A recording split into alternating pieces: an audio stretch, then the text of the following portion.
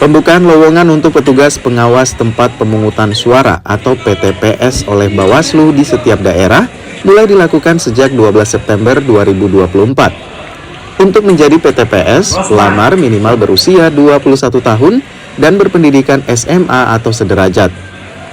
Selain itu, PTPS juga tak boleh terdaftar di salah satu partai politik.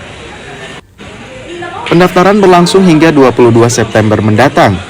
Pendaftaran pun bisa dilakukan di Sekretariat Panwascam Kecamatan masing-masing daerah. Pada kesempatan pertama akan dari sisi usia 21 tahun dan batasnya 21 tahun, dan pada fase terakhir kalaupun misalnya tidak ada kurang pendaftar, mungkin kita akan buka di usia 17 tahun. Oke. Iya. Jadi minimal 21 tahun 21 tahun. Iya. Oke. Kemudian juga untuk strata pendidikan di mana, Pak? Strata pendidikan yang paling rendah adalah SMA.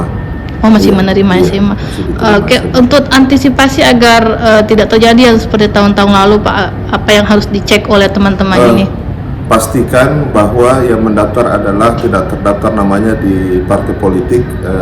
Biasanya ketika mereka masuk mendaftar di kantor kami di tiap kecamatan, dia akan begitu mendaftar membawa berkas, akan dicek namanya di silon, apakah dia terdaftar atau tidak.